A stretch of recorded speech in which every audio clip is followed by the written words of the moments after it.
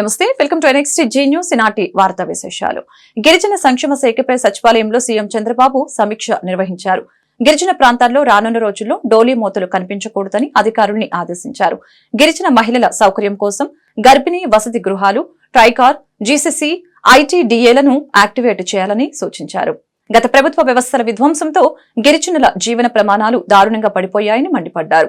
అవసరమైన మౌలిక వసతులు కల్పించడం ద్వారా ఫీడర్ అంబులెన్స్లని తిరిగి ప్రవేశపెట్టాలని ఆదేశించారు. 2014 నుంచి 2019 మధ్య అమల్లో ఉన్న పథకాలను వైసీపీ ప్రభుత్వం నిర్వీర్యం చేసిందని సీఎం అభిప్రాయం వ్యక్తం చేశారు. గిరిజన విద్యార్థుల కోసం తెచ్చిన NTR Vidyonnati, Ambedkar overseas Vidyanidhi, best available schools పథకాలను నిర్వీర్యం చేశారని ఆగ్రహం వ్యక్తం చేశారు. పల్నాడు జిల్లాలో అటవీశాఖ ఉద్యోగులపై దాడిని డిప్యూటీ సీఎం పవన్ కళ్యాణ్ ఖండించారు. పల్నాడు జిల్లా కలెక్టర్ ఎస్పీతో ఆయన మాట్లాడారు. వన్యప్రాణుల్ని అక్రమ రవాణా చేస్తే ఉపేక్షించేది లేదని తెలిపారు. అటవీశాఖ ఉద్యోగులపై దాడి చేస్తే కఠిన చర్యలు తప్పవని హెచ్చరించారు. అదేవిధంగా deputy CM Pawan Kalyan America consul general Jennifer Larson తో భేటీ అయ్యారు. లార్సన్ బృందాన్ని ఆయన సత్కరించారు. ఏపీలో పెట్టుబడులు, అభివృద్ధి ప్రాజెక్టులపై ఇరువురి మధ్య చర్చ జరిగింది. ఉన్నత విద్యకు అమెరికా వెళ్లే యువతకు సహకారం ఇవ్వాలని పవన్ కళ్యాణ్ కోరారు.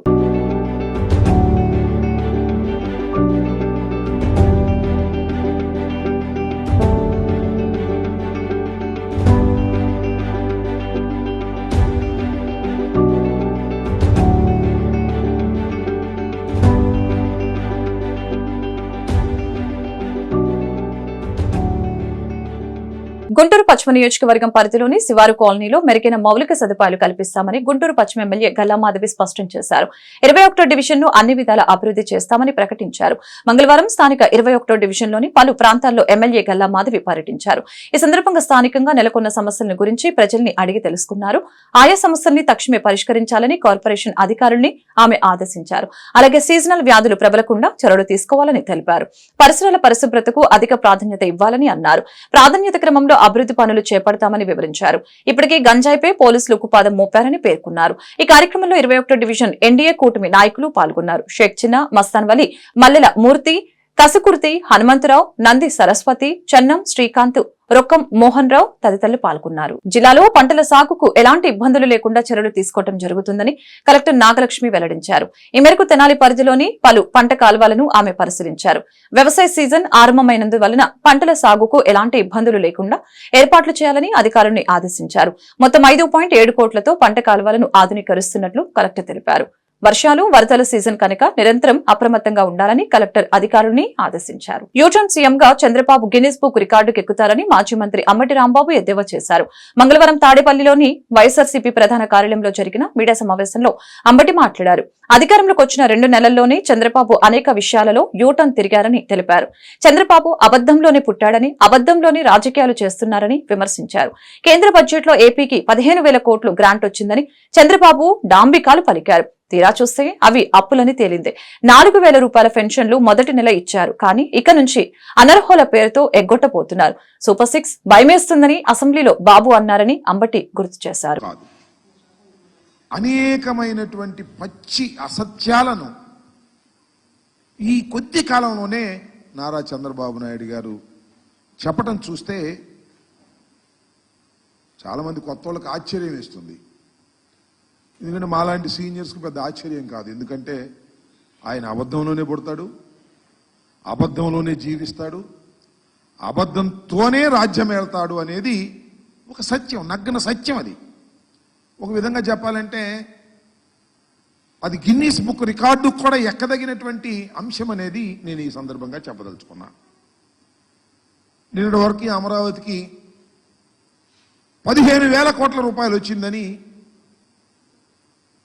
డాంబికాలు పలికారు.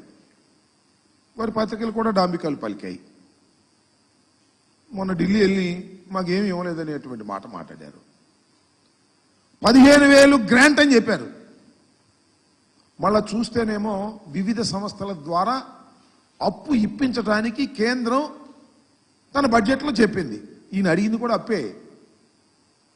మాకు గ్రాంట్ ఇవ్వమని అడిగేటటువంటి ధైర్యం కానీ అలిగేటటువంటి సత్తా కానీ నారా చంద్రబాబు నాయుడు గారికి లేదనేది చాలా స్పష్టంగా అర్థమవుతుంది. అప్పు ఇప్పిస్తారట, ఈయన అప్పు తీసుకుంటాడట. ఆ అప్పు ద్వారా 15,000 కోట్ల రూపాయలు డిఫరెంట్ స్టేజెస్లో దాన్ని చేస్తారట అనేది ఒక ఒక దాన్ని మాయాజాలంగా చూపేసేటువంటి ప్రయత్నం చేశారు. దాంతోపాటు సరే ఇంకా హామీల సంగతి వస్తే నేనేం చెప్పాలి, ఇంకా ఏ మాటకు ఆ మాట ఒకటైతే ఒప్పుకోవాలి. అన్నీ మనం కాదనలేం, కానీ చంద్రబాబు నాయుడు గారు 4,000 ఇస్తానన్నాడు, అది మాత్రం ఇచ్చాడు ఒక నెల. నెక్స్ట్ మంత్ ఆ తర్వాత ఏం జరిగిద్దో మనం చెప్పలేం. ఇస్తాడు, కొంత దూరం పోయిన తర్వాత అనర్హులు చాలా మంది ఉన్నారు, జగన్మోహన్ రెడ్డి గారు అనర్హులకే ఇచ్చేశాడు, కాబట్టి అనర్హుల్ని ఏరివేస్తామని చెప్పేసి వాళ్ళని కొంతమందిని ఏరివేసినా ఆశ్చర్యపడవలసినటువంటి అవసరం లేదు అని ఈ సందర్భంగా నేను చెప్పదలుచుకున్నా. ఇంకా గ్యాస్ సిలిండర్ల పని, ఆ సూపర్ 6 పని నేనేం ప్రత్యేకంగా చెప్పాల్సిన అవసరం లేదు. అది ఆ రోజునే చెప్పాము, అది సూపర్ 6 కాదు, అది సూపర్ చీటింగ్ అని. అదే చీటింగ్కి వాళ్ళ చంద్రబాబు నాయుడు గారు మాట్లాడుతున్నాడు. మనం చాలా ఆశ్చర్యం, అసెంబ్లీలో మాట్లాడుతున్నాడు, మేము సూపర్ 6 అని అనేక హామీలు ఇచ్చాం. ఆ హామీలన్నీ చూస్తుంటే ఆ పైన స్క్రీన్ మీద అసెంబ్లీలో భయం వేస్తుంది అన్నాడు. మరి సంపద సృష్టించేటటువంటి యోధాన యోధుడు, ఆర్థిక శాస్త్రంలో నిపుణుడు, ఎకనామిక్స్ చదివినటువంటి వ్యక్తి, ఆయన ఇచ్చేటప్పుడు భయం వేయలేదంట, అమలు చేసేటప్పుడు భయం వేస్తుందంట. అమరావతికి ఇచ్చిన 15,000 కోట్లపై బీజేపీ నేత జీవీఎల్ నరసింహారావు స్పష్టతనిచ్చారు. మంగళవారం ఆయన మీడియాతో మాట్లాడారు. అమరావతికి కేంద్ర ప్రభుత్వం ఇచ్చిన 15,000 కోట్ల రూపాయలు అప్పేనని తేల్చి చెప్పేశారు. ఈ అప్పు చెల్లించడానికి 30 ఏళ్ల సమయం పడుతుందని, అప్పు కేంద్రం చెల్లిస్తుందా రాష్ట్రం చెల్లిస్తుందా అనే దానిపై ఇంకా స్పష్టత రావాలని తెలిపారు. కాగా ఇటీవల కేంద్ర బడ్జెట్ లో అమరావతి రాజధానికి 15,000 కోట్లను ప్రకటించిన కేంద్ర ప్రభుత్వం ఇస్తుంది సాయమా లేక అప్ప అనేది ప్రజల్లో సందేహం నెలకొంది. రుణమా లేక గ్రాంటా అనేది స్పష్టంగా ప్రకటించకుండా బీజేపీ నాయకత్వం పదాల గారడితో ప్రజల్ని మభ్యపెట్టేందుకు ప్రయత్నించింది. మన రాష్ట్ర విషయంలో ఉత్తి మాటలు చెప్పిన కేంద్రం బీహార్ కు మాత్రం భారీగా నిధుల్ని కేటాయించింది. ఆంధ్రప్రదేశ్ కి దీర్ఘకాలిక అధికారం దానిపై లేకపోవటం అదే ప్రధాన కారణం. సో ఈరోజు 15,000 కోట్ల రూపాయలతో భవిష్యత్తులో మరికొంత ఆర్థిక చేయూతతో అమరావతి కొత్త రాజధానిగా నెలకొనేటువంటి పరిస్థితులు మనం చూస్తున్నాం. అలాగే రాష్ట్రంలో పారిశ్రామిక అభివృద్ధి పూర్తిగా కుంటుపడింది. రాష్ట్ర విభజనలో పరిశ్రమలన్నీ కూడా తెలంగాణలో ఉండిపోయినాయి. ఆంధ్రప్రదేశ్ వ్యవసాయ ఆధారిత రాష్ట్రంగా ఉండిపోయింది. ఒక రకంగా చెప్పాలంటే వ్యవసాయమే ఆంధ్రప్రదేశ్ని నిలబెట్టింది, కాపాడింది. కానీ పారిశ్రామిక అభివృద్ధితోనే ఉద్యోగ అవకాశాలు వచ్చే అవకాశం ఉంది. సో కాబట్టి పారిశ్రామిక అభివృద్ధి కోసం 2 పారిశ్రామిక నగరాల నిర్మాణానికి నిధులు సమకూరుస్తామని చెప్పి కేంద్రం చెప్పడం జరిగింది. ఒకటి విశాఖపట్నం చెన్నై కారిడార్లో భాగంగా కొప్పర్తి, కడప సమీపంలోని కొప్పర్తి దగ్గర ఉన్నటువంటి పారిశ్రామిక వాడ నిర్మాణానికి, పారిశ్రామిక నగర నిర్మాణానికి, అలాగే ఒరవకల్ బెంగళూరు హైదరాబాద్ ఇండస్ట్రియల్ కారిడార్లో ఉన్నటువంటి ఒరవకల్లో కూడా పారిశ్రామిక నగర నిర్మాణానికి కేంద్ర ప్రభుత్వం పెద్ద ఎత్తున నిధులు ఇచ్చేటువంటి స్పష్టమైనటువంటి ఒక వాగ్దానాన్ని, ఒక సందేశాన్ని ఈ బడ్జెట్ ద్వారా ఇవ్వటం జరిగింది. అలాగే రాష్ట్రంలో మౌలిక సదుపాయాల అభివృద్ధికి గత 4 సంవత్సరాల్లో 11,000 కోట్ల రూపాయలు ఇవ్వటం జరిగింది. రానున్న సంవత్సరంలో దానికి కూడా క్యాపిటల్ ఇన్వెస్ట్మెంట్ కూడా మేము నిధులు ఇస్తాం, మౌలిక సదుపాయాల నిర్మాణానికి నిధులు ఇస్తామని చెప్పి కేంద్రం ప్రకటించడం.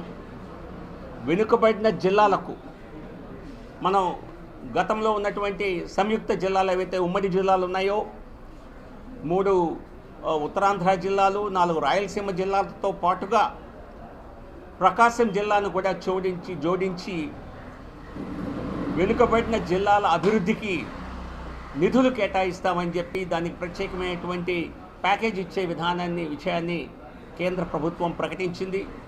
ఇది చాలా సంతోషకరమైన విషయం. ఎగువ ప్రాంతాల్లో కురుస్తున్న భారీ వర్షాలతో శ్రీశైలం జలాశయానికి వరద నీరు పోటెత్తుతోంది. సోమవారం 3 గేట్లను 10 మీటర్ల మేర ఎత్తి నీటిని దిగువకు విడుదల చేసిన అధికారులు తాజాగా మరో 2 గేట్లను ఎత్తారు. దీంతో మొత్తం 5 గేట్ల ద్వారా నీరు దిగువకి ఉన్న నాగార్జున సాగర్ వైపు ప్రవహిస్తోంది.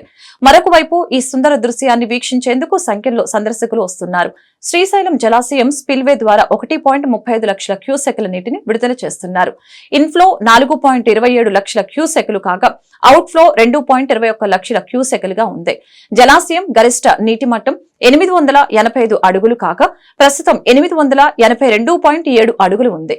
గరిష్ట నీటి నిల్వ సామర్థ్యం 215.8 టీఎంసీలు కాగా ప్రస్తుత నీటి నిల్వ 202.9 టీఎంసీలుగా నమోదైంది.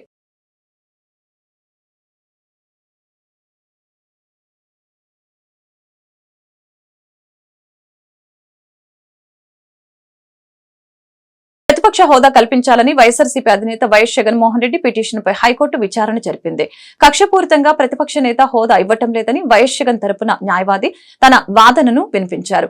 ప్రతిపక్ష నేతగా గుర్తించాలని స్పీకర్కు వైఎస్ జగన్ రిప్రజెంటేషన్ ఇచ్చారా అని న్యాయమూర్తి ప్రశ్నించగా గత నెల 24న ఇచ్చారని కోర్టుకు వైఎస్ జగన్ తరపున న్యాయవాది తెలిపారు. దీంతో అసెంబ్లీ సెక్రటరీ స్పీకర్ కార్యదర్శికి కోర్టు నోటీసులు జారీ చేసింది. కౌంటర్ దాఖలు చేయాలని ఆదేశిస్తూ 3 వారాలకు విచారణను కోర్టు వాయిదా వేసింది. కాగా శాసనసభ ఎన్నికల్లో తమ పార్టీకి 11 సీట్లు వచ్చాయన్న కారణంతో తమ పార్టీకి ప్రతిపక్ష హోదా, తనకు ప్రతిపక్ష పార్టీ నేత హోదా ఇచ్చే విషయంలో స్పీకర్ నాంచుడు ధోరణి ప్రదర్శిస్తున్నారని, ప్రతిపక్ష హోదా ఇచ్చే ఉద్దేశం లేనందువల్లనే ఇలా చేస్తున్నారంటూ వైఎస్ జగన్ ఇటీవల హైకోర్టులో పిటిషన్ దాఖలు చేసిన విషయం తెలిసిందే. గుంటూరు ప్రభుత్వ ఆసుపత్రి అభివృద్ధి కోసం జింకాన అందిస్తున్న సేవలు అభినందనీయమని సూపరింటెండెంట్ డాక్టర్ కిరణ్ కుమార్ తెలిపారు. మంగళవారం ఆసుపత్రి సుశ్రుత హాల్లో జింకాన సభ్యుడు డాక్టర్ త్రిపురనేని రవికుమార్ సూపరింటెండెంట్ కి 15 లక్షల విలువ గల వైద్య పరికరాలను అందజేశారు.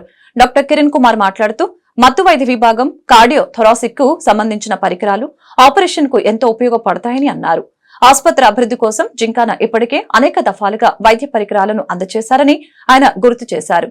మాతా శిశు సంరక్షణ ఆసుపత్రి అభివృద్ధి కోసం జింకాన 100 కోట్లతో అభివృద్ధి చేస్తున్నారని ఆయన అన్నారు. జింకాన సభ్యుడు డాక్టర్ త్రిపురనేని రవికుమార్ మాట్లాడుతూ కార్పొరేట్ లో అందుతున్న సేవలు మాదిరిగా ప్రభుత్వ ఆసుపత్రిలో అందాలన్న ఉద్దేశంతో ఈ పరికరాలను అందిస్తున్నామని చెప్పారు. గుండె ఆపరేషన్లు, మత్తు విభాగానికి అవసరమైన ఈ పరికరాలు ఎంతో ఉపయోగపడతాయని ఆయన చెప్పారు. తొందరలోనే అది మనకి లైన్లోకి వచ్చేసేసి ప్రజలకు అందుబాటులోకి రావడానికి దాదాపు ఒక 5-6 నెలల్లోనే జరిగిద్దాం అనుకుంటున్నాం. తర్వాత పొదిలి ప్రసాద్ కూడా ఇంకో 2 ఫ్లోర్లు వేస్తా ఉన్నాడు. మనకి కానూరు బిల్డింగ్ కూడా కొంత ఎక్విప్మెంట్ అను ఫర్నిచర్ కూడా కావాల్సిన అవసరం ఉంది. అది కూడా మేము గవర్నమెంట్ దృష్టికి తీసుకొచ్చాం, మీ దృష్టికి కూడా తీసుకొస్తున్నాం. సో ఏదైనా కూడా మీలాంటి ఒక దాతలు లేకుండా ఇవాళ గవర్నమెంట్ హాస్పిటల్ మనుగడ అయితే మాత్రం ప్రశ్నార్థకంగా ఉన్న సమయాల్లో మీరు హాస్పిటల్లో దాదాపు 100 కోట్ల ప్రాజెక్టు మాతా శిశు విభాగాన్ని world class maternity and child care సెంటర్గా వస్తుందంటే దానికి అయితే మాత్రం పూనుకున్న మీ అందరికీ పేరు పేరుని మేము కృతజ్ఞత తెలియజేస్తా ఉన్నాం. అమెరికా నుంచి వాళ్ళ చాలా అరుదుగా మనకి ఇక్కడైతే మాత్రం ఇక్కడ దొరకవు కూడా, చాలా ఖరీదైనవి. ఒక్కొక్క ఆక్టోపస్ అనేది 1.5 lakh ఉంటుందండి. దాదాపు 10 వచ్చినాయి మనకి ఇవాళ. అలానే డిఫరెంట్ ఎనాస్థీషియా టెక్నిక్స్ సంబంధించిన లెరింగోస్కోప్స్ కానీ, వీడియో లెరింగోస్కోప్స్ ఇవన్నీ కూడా చాలా తీసుకొచ్చి ఇచ్చారు. యాంబోస్కోప్స్ అంటారు. ఇలాంటివన్నీ కూడా ఇక్కడ హాస్పిటల్లో పనికి వచ్చే విధంగా ఎనస్థీషియా డిపార్ట్మెంట్ కానీ కార్డియోథొరాసిక్ ఆపరేషన్స్కి పనికి వచ్చే విధంగా దాదాపు 15 లక్షల విలువైన ఎక్విప్మెంట్, మెడికల్ ఎక్విప్మెంట్, ఎనస్థీషియా ఎక్విప్మెంట్ని తన భుజాల మీద మోసుకొని వచ్చి బరువు అనుకోకుండా, భారం అనుకోకుండా ఈ హాస్పిటల్లో కొద్దిగా అభివృద్ధి చేద్దామని, వీళ్ళకి అందుబాటులో ఒక మంచి పరికరాలు ఉంటే మంచి వైద్యం పేద ప్రజలకు అందిద్దనే ఉద్దేశంతో, సదుద్దేశంతో మీరు చేస్తున్న సేవలకైతే మాత్రం మా ప్రజలైతే మాత్రం ఫిదా అయిపోయారండి. కళాశాల పూర్వ విద్యార్థుల సంఘ ప్రతినిధిగా నా పేరు త్రిపురనేని రవికుమార్ అండి. ఉత్తర అమెరికాలో దాదాపు 40 సంవత్సరాల నుంచి మత్తు వైద్య విభాగంలో స్పెషాలిటీగా ప్రాక్టీస్ చేస్తూ వస్తున్నాను. ఇక్కడ ఎనస్థీషియా డిపార్ట్మెంట్లో, హార్ట్ సర్జరీ డిపార్ట్మెంట్లో వారికి ఉపయోగపడే విధంగా ఉండే కొన్ని ఎక్విప్మెంట్ ఇక్కడ చాలా ఎక్కువ ఖర్చు మూలాన దొరకడం కష్టం అవుతున్న ఉద్దేశంలో నాకు వీలైనంత వరకు సుమారు ఒక 15 లక్షల రూపాయల ఎక్విప్మెంట్ వరకు గుండె ఆపరేషన్లకు, గుండె ఆడుతుండగా నే ఆపరేషన్లు బైపాస్లు చేసే విధానాన్ని రహదారుల భద్రత సామాజిక బాధ్యతగా ప్రతి ఒక్కరూ స్వీకరించాలని ఎమ్మెల్సీ కెఎస్ లక్ష్మణరావు గుంటూరు జిల్లా డీటీసీ షేక్ కరీం పిలుపునిచ్చారు. రోడ్ సేఫ్టీ నియమాలు పాటించడం ద్వారా ప్రమాదాలను నివారించవచ్చని పేర్కొన్నారు. అతివేగం, ర్యాష్ డ్రైవింగ్, బైక్ రేస్ల, మద్యం సేవించి వాహనాలు నడపడం ప్రమాదకరమని తెలిపారు. అతివేగం మీ కుటుంబానికి తీరని శోకం కలిగిస్తుందని అన్నారు. మంగళవారం Guntur JKC college road RTO కార్యాలయంలో శ్రీ బొమ్మిడాల శ్రీకృష్ణమూర్తి ఫౌండేషన్ ఆధ్వర్యంలో ప్రజలకు అత్యున్నత సేవలు అందిస్తున్న రవాణా శాఖ ఉప కమిషనర్ షేక్ కరీంకు ఆత్మీయ సత్కారం జరిగింది. ఈ సందర్భంగా లక్ష్మణరావు, కరీం మాట్లాడారు. యువతలో లక్ష్యం, క్రమశిక్షణ లేకపోవడంతో రోడ్డు ప్రమాదాలు ఎక్కువగా జరుగుతున్నాయని అభిప్రాయపడ్డారు. తల్లిదండ్రులు కూడా తమ పిల్లల విషయంలో తప్పనిసరిగా జాగ్రత్తలు తీసుకోవాలని అన్నారు. ఈ కార్యక్రమంలో జన చైతన్య వేదిక రాష్ట్ర అధ్యక్షులు వల్లంరెడ్డి లక్ష్మణ్ రెడ్డి, మానవతా స్వచ్ఛంద సేవా సంస్థ అధ్యక్షులు పావులూరి రమేష్, అవగాహన సంస్థ కార్యదర్శి కొండారెడ్డి తదితరులు పాల్గొన్నారు.